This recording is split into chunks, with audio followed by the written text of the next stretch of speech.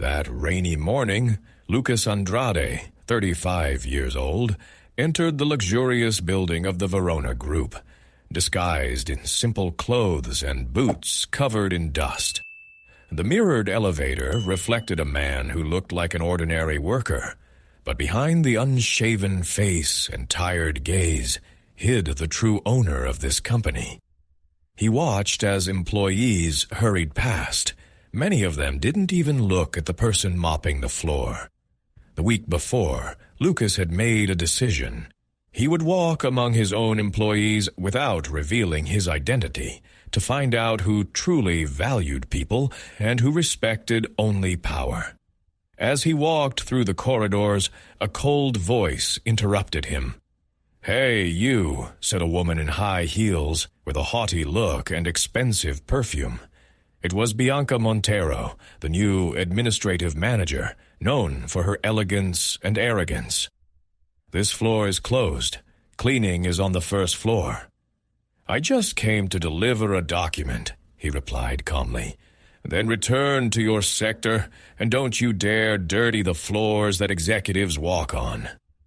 Lucas remained silent, didn't respond, just watched and smiled slightly.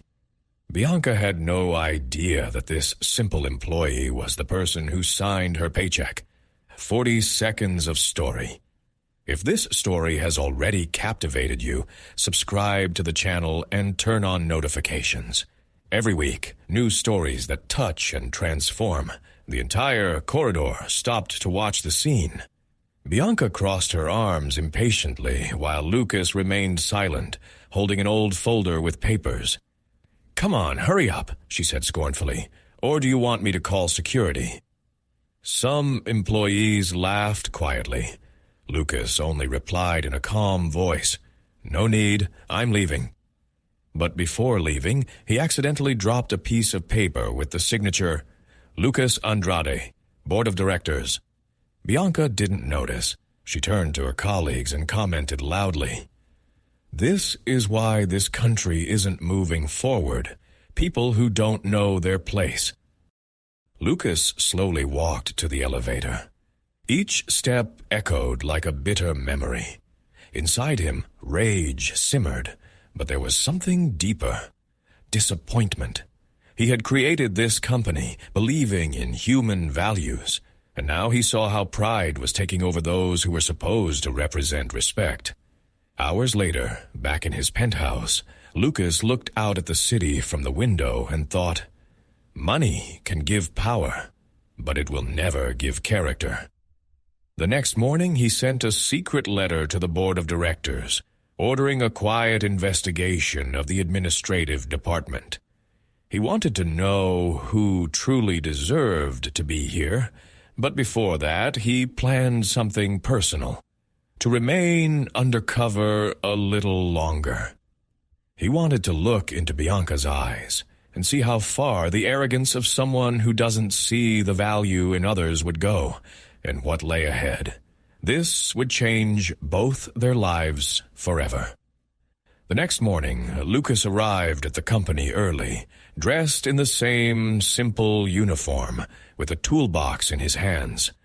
Part of the disguise he himself had chosen. His intention was clear, to observe who remained true to themselves when they believed they were above others. Bianca, seeing him, frowned again. "You again? I told you yesterday. This floor is for management only." "They asked me to check the wiring on this floor," he replied calmly. "The maintenance department sent me." She snorted, rolling her eyes.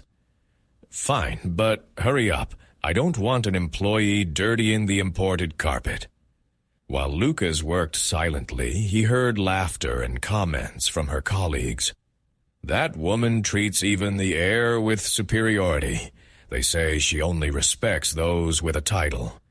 Lucas looked up and watched Bianca giving instructions to employees.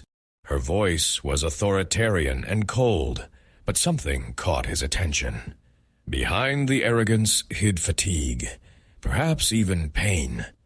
He realized that this mask of self-satisfaction concealed a wounded person. At the end of the day, she saw him gathering his tools and, without looking him in the eyes, said, "You can leave through the service entrance.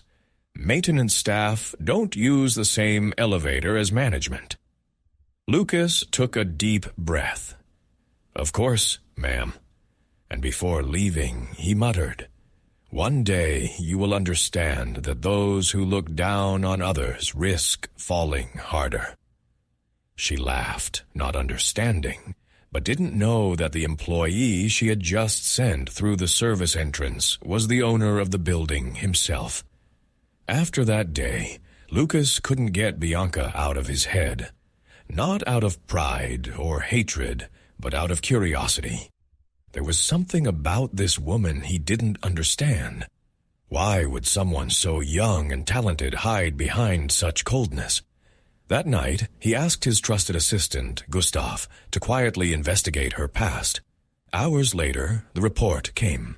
Bianca Montero, 29 years old, graduated with honors in business administration, orphaned since 18, raised by an aunt who died just over a year ago, worked since she was 16 and was promoted only 3 months ago.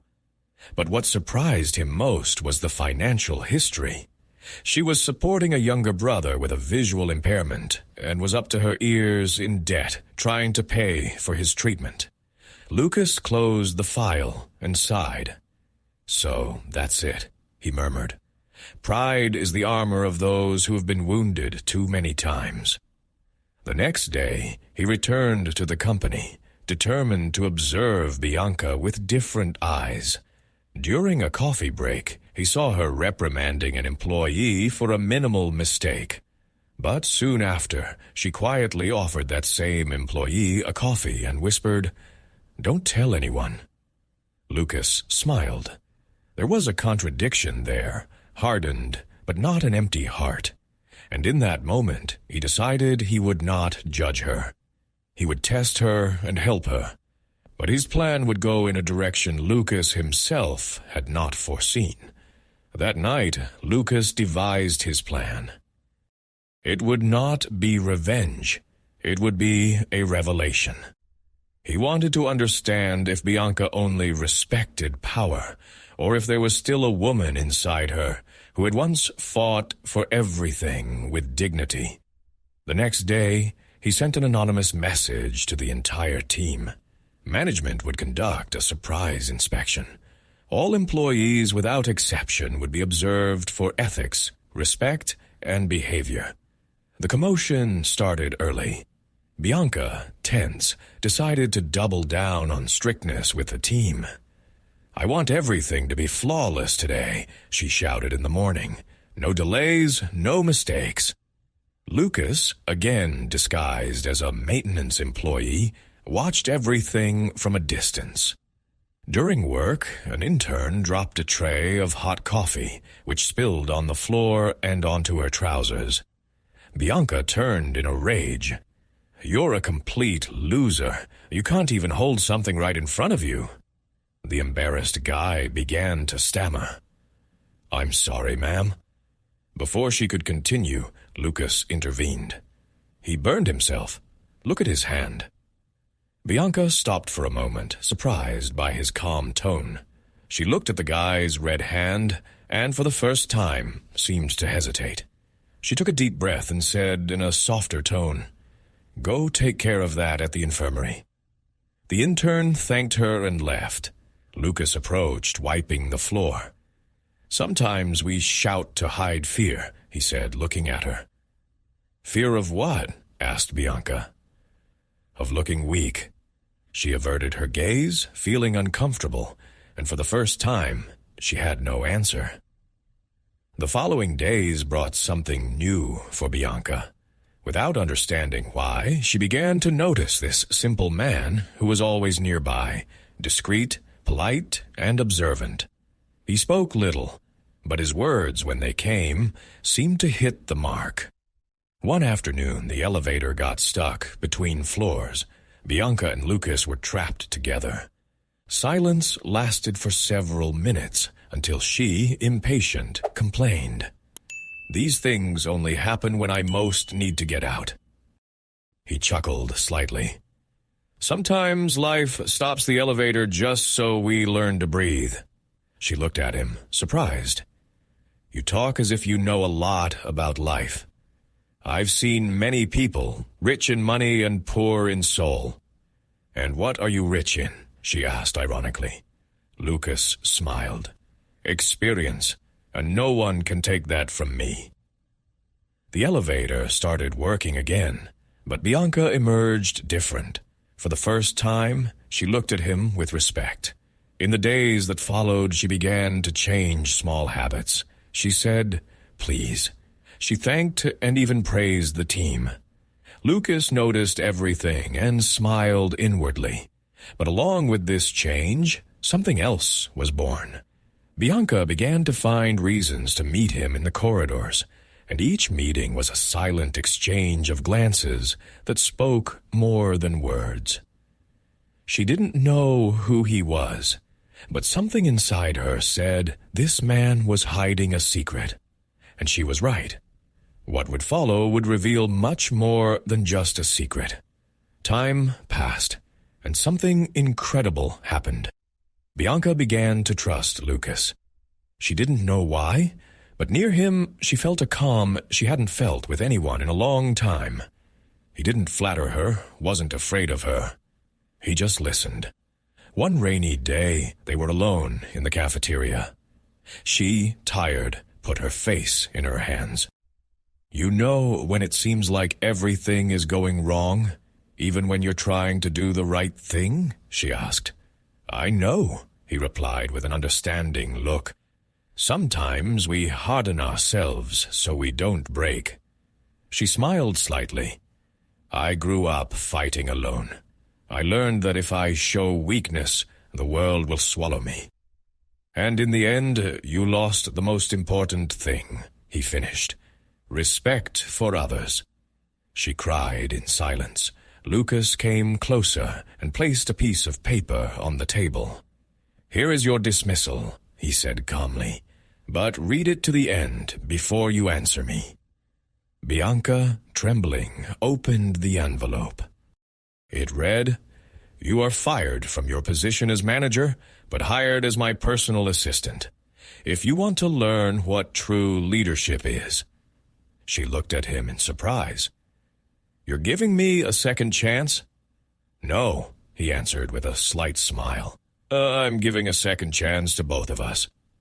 And in that moment, something changed. Power, pride, fear. Everything seemed to dissolve in the silent gaze between them. The following weeks were a true new beginning, not only for Bianca, but also for Lucas.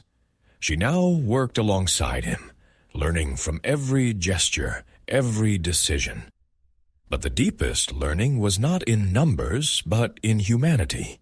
Lucas was not the authoritarian boss she had imagined him to be.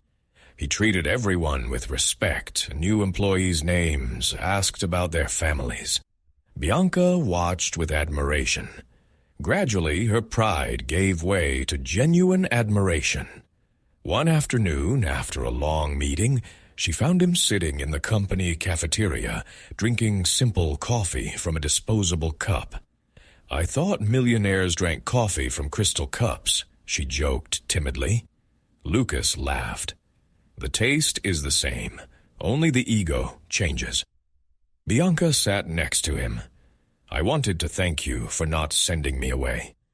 And I wanted to thank you, he replied, for showing me who I was when no one was watching. She looked at him in confusion. What do you mean?